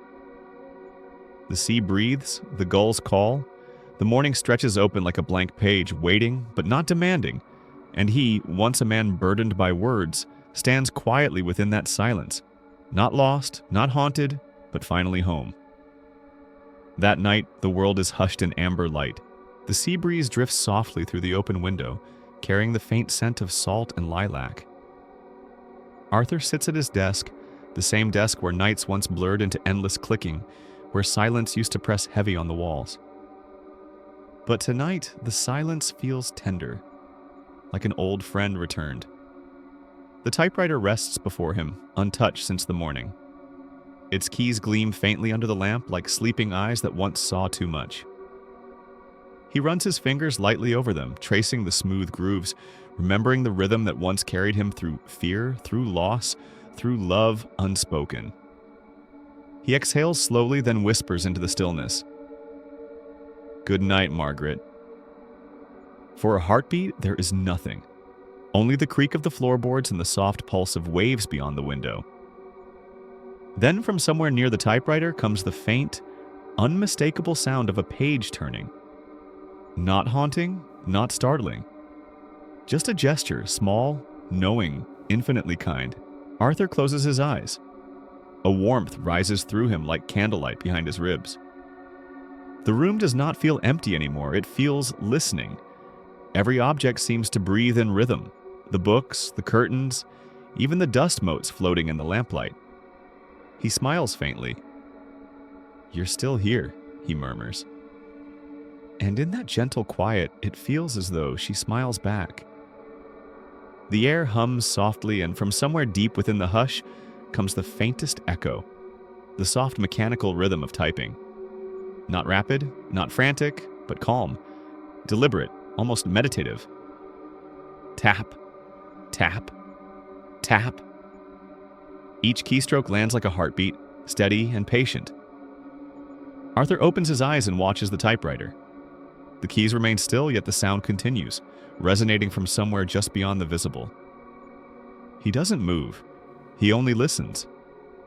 It feels less like someone is writing and more like the sound of life itself, of continuity, of words that never truly end. The rhythm merges with the sound of the sea beyond the walls, the two becoming one. Breath and tide, key and wave. He leans back, closing his eyes again. The air vibrates with a strange peace, as if every unfinished story in the world is finding its ending, one letter at a time. "Are you still reading?" he whispers softly. The sound pauses, then a single keystroke. "Yes." Arthur chuckles under his breath, a fragile sound that trembles into laughter. It feels absurd and beautiful all at once. He imagines her sitting across from him, invisible but unmistakably there, her hands folded neatly, her expression gentle. Perhaps she's not reading anymore, he thinks. Perhaps she's simply listening. The lamplight flickers as a draft brushes the curtains. The scent of lilacs deepens, wrapping the room in its delicate perfume.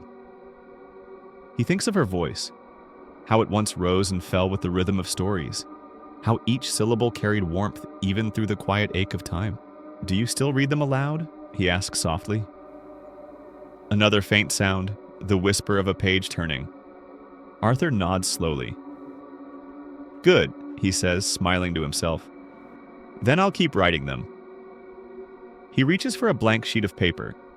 The touch of it, crisp, cool, sends a thrill through him, like the first inhale after waking from a deep dream. He feeds it gently into the typewriter.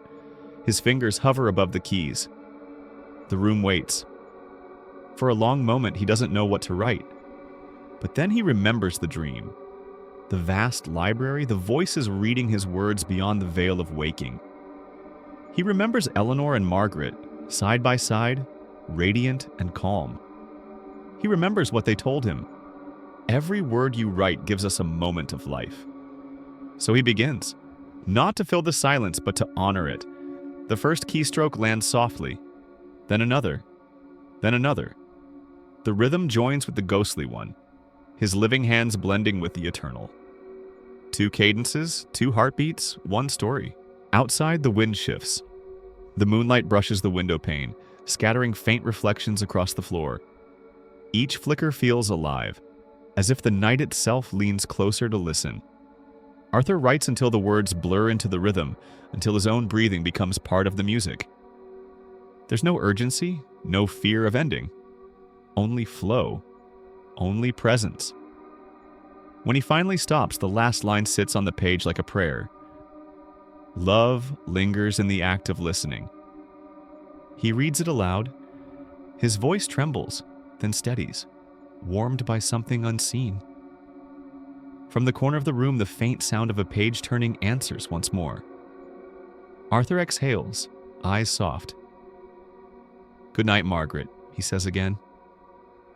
And somewhere between the pulse of the sea and the quiet of the room, the voice returns. Not as a sound, but as a feeling. A calm that fills every space once haunted by loss. The typewriter stands still now, its work complete.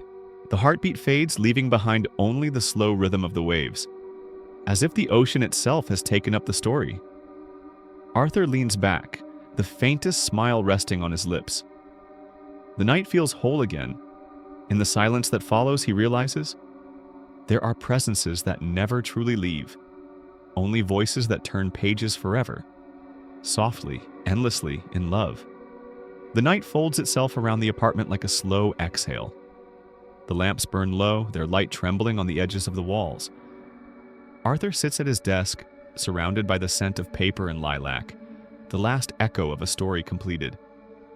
His shoulders slump gently, not from defeat, but from the soft, tender weight of peace. Before him rests a freshly bound stack of pages, the manuscript glimmering faintly in the candlelight. Its title, written in his careful hand, reads, "The Ghost Who Read Me to Sleep." He traces the words with his fingertips, smiling. There's no trembling in his hands tonight, only stillness. Outside, rain begins to fall, tapping softly against the window. A rhythm that feels like breathing, or perhaps whispering. Arthur leans back in his chair.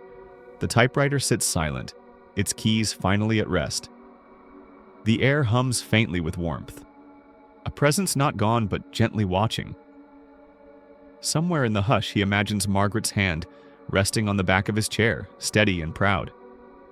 He murmurs, almost to himself, "We did it." The clock ticks once, then again, its sound blending with the patter of rain. The world feels distant, softened, like the last page of a dream. Arthur's eyes drift toward the candle. The flame bends and straightens with each breath of the room, as though inhaling with him. The paper on his desk rustles once, faintly. Perhaps the breeze, perhaps a thank you. He closes his eyes. The exhaustion of countless nights seeps into his bones, but it's the good kind of tired. The kind that follows completion, not collapse. His lips part, and he whispers one final line as though offering it to the air. "Good night, my reader." The candle flickers, a pause. Then a voice, soft, distant, yet unmistakably his own. whispers the same words back. "Good night, Arthur." He doesn't startle, he only smiles, his breath steady and calm. The line between dream and waking blurs, dissolving in the candlelight. The typewriter seems to glow faintly, each key reflecting a trace of moonlight. And then, faintly, like a lullaby whispered across time, comes the sound of typing. Slow even. Patient. Tap. Tap. Tap. He tilts his head toward it, listening. The rhythm syncs perfectly with his heartbeat. The steady cadence of two souls breathing in unison. Outside, thunder rolls far away, distant and harmless. The rain continues, soft as sleep. Arthur's head lowers to rest beside the manuscript. His breath deepens, slow and even. The candle's flame dances once more, then settles, casting a calm, golden halo over the final page. The camera lingers there, and on the title, the neat rows of type, the quiet hands resting beside the keys. The narrator's voice enters, low and gentle. And so, in the quiet heart of a sleepless night, a writer found his reader.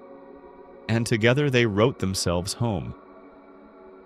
A soft hum fills the air, not music, but something older like the murmur of wind through library shelves. The apartment breathes still. The pages shift when no one's watching. And if you listen closely tonight, the camera begins to pull back, drifting upward through the dim golden light. You may still hear them, a writer and his ghost, reading each other to sleep. The rain slows, the candle gutters. The typewriter stands alone now, though it feels alive, somehow listening. The sound of two breaths, one faint, one eternal, lingers in the silence. The frame softens to a blur. Arthur's face is peaceful, eyes closed, a faint smile resting there as though caught between waking and dream. The typewriter gleams faintly beside him, and a single page, the last one, flutters loose, landing on the floor.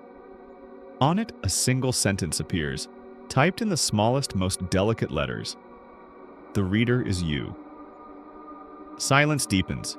The camera continues to drift backward, past the desk, past the open window where moonlight spills in like liquid silver. Outside, the sea sighs in rhythm with the rain, and the faintest echo of pages turning lingers in the air. The narrator's voice returns one final time, softer now, closer, as though whispering directly into the listener's ear. Stories never truly end. They rest. And when you remember them, when you listen, they wake again. The typewriter gives one last, almost imperceptible click. Then, stillness. The screen fades slowly to black, leaving only the faint echo of breath and the rustle of turning pages, merging into the rhythm of sleep itself. In that stillness, the voice, no longer Arthur's, no longer the narrator's, but ours, murmurs, "Good night." And with that, the story exhales, peaceful, infinite, drifting gently into silence.